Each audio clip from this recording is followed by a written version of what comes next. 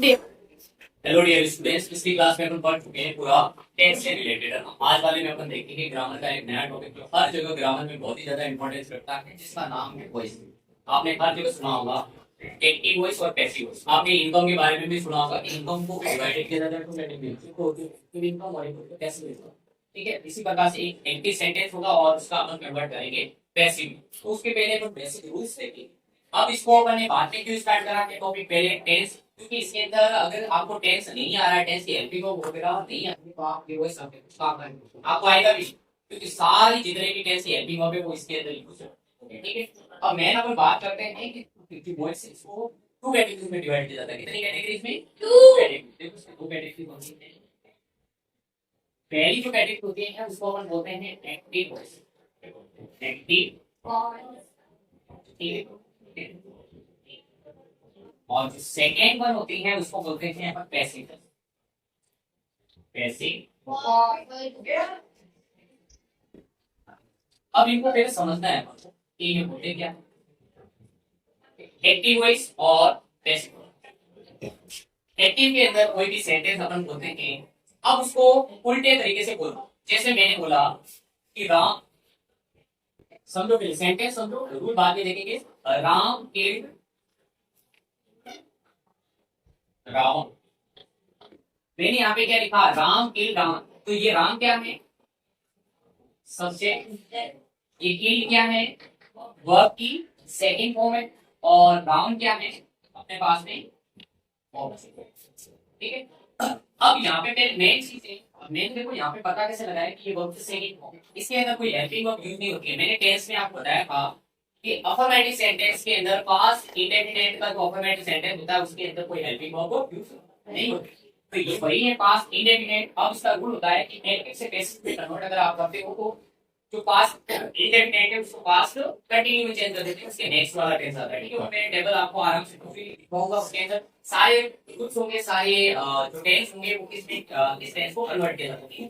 अब यहाँ पे देखो राम लिख में रावण, तो अब इसका पैसिव बनाते हैं, ऑब्जेक्ट को सब्जेक्ट के स्थान पे लेके आते हैं, इसको पूरा घुमा देते हैं। ठीक है, अब जो ये रावण है इसको अपन लाएंगे सब्जेक्ट के स्थान पे, जैसे यहाँ पे पैसिव में कन्वर्ट कर रहा हूँ। ठीक है, इसी सेंटेंस को यहाँ कर रहा हूँ तो क्या बनेगा? रावण। फिर क्या होता है इसका? पास्ट कंटिन्यू में कन्वर्ट होगा तो क्या होगा? रावण सिंगुलर है तो यहाँ पे क्या आएगा? रावण वाज।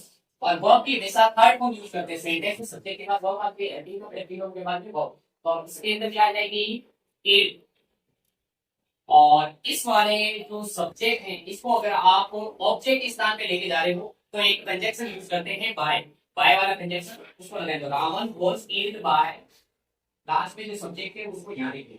अब देखो राम किल्ड रावण, इसका पैसिव बन गया Ravan was killed by Ram. इसी प्रकार बहुत सारे सेंटेंस से आप देख सकते हो, जैसे he read book, he reads book, तो book is read by he. मतलब उसका उल्टा कर, पूरे सेंटेंस को जो ऑब्जेक्ट होता है उसको लेके जाओ कहाँ पे?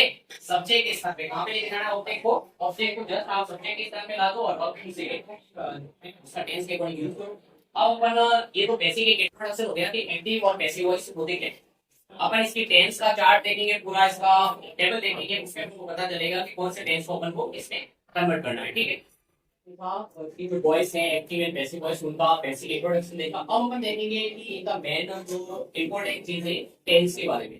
टेंस अपन डिटेल से पढ़ चुके हैं, अब यहाँ पे बात करेंगे कि हेल्पिंग ऑफ कौन से टेंस को इसमें कन्वर्ट किया जाता है। हमेशा ध्यान रखना है इसके नेक्स्ट वाला टेंस आता है। जैसे बात करेंगे प्रेजेंट इंडेफिनिट आ जाए आप इसको एक्टिव है, एक्टिव में क्या आएगा? प्रेजेंट का आपको पता है सब्जेक्ट आएगा, ठीक है, प्लस वर्ब की फर्स्ट फॉर्म साथ है क्या? ये सब है। ठीक है, फिर आता है आपको हेल्पिंग ऑफ इसमें नहीं हो गया तो और ऑब्जेक्ट है। इसको पैसिव में कन्वर्ट करोगे तो कैसे बन जाएगा? पहले ऑब्जेक्ट को आपको पहले लेना है। और टेंस की बात करते हैं तो प्रेजेंट इंडेफिनिट कन्वर्ट हो जाएगा इसे मार, इसके कन्वर्ट हो जाएगा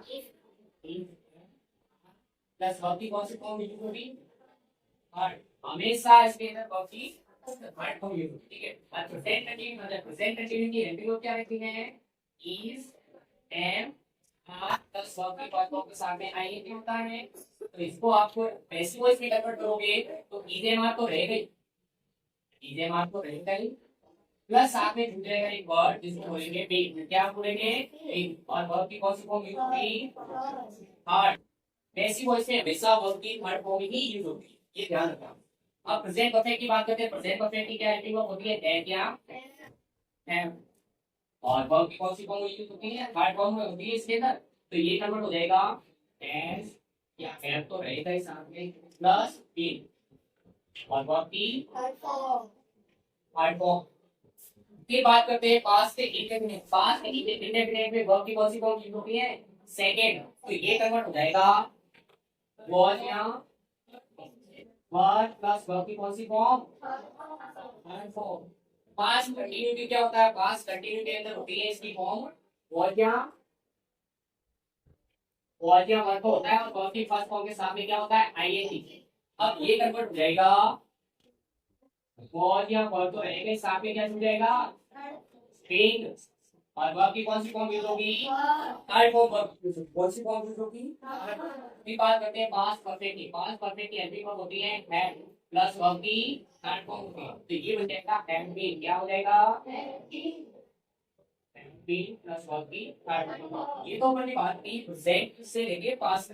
अब अपने पास में मॉडल कुछ फॉर्म के मॉडल्स का आ जाए, कैन आ जाए तो किसमें कन्वर्ट करेंगे ये अपन नेक्स्ट क्लास में देखेंगे। तब तक आपको ये जो चार्ट मैंने लिखवाया है इसको अच्छे से लर्न करना है, अच्छे से इसे फॉर्म को याद भी कर लेना है, ताकि ये अपन जब भी सेंटेंस के एग्जांपल्स वगैरह देखते हैं तो उसमें बहुत ज्यादा अपने उपयोगी रहेगा। ठीक है, बहुत यूजफुल है। जैसे कि मैंने एक सेंटेंस आपको पहले लिखवाया था कि राम के रावण। मैंने एक सेंटेंस लिखा उसके अंदर कौन सी फॉर्म थी? वर्ब की सेकंड फॉर्म। तो मैंने वहां पे पैसिव में कन्वर्ट करा था। मैंने क्या लिखा था? Ravan was killed by. तो वहां पे वाज लगाया था, तो इसी रूल के हिसाब से लिखवाया था। तो ये अपना बेसिक इंट्रोडक्शन आज का एक्टिव और पैसिव वॉइस का। अब अपन नेक्स्ट क्लास में इनके टेंस के हिसाब से, एक टेंस के हिसाब से इनको अच्छे से कवर करेंगे। ठीक है, थैंक्स फॉर वॉचिंग।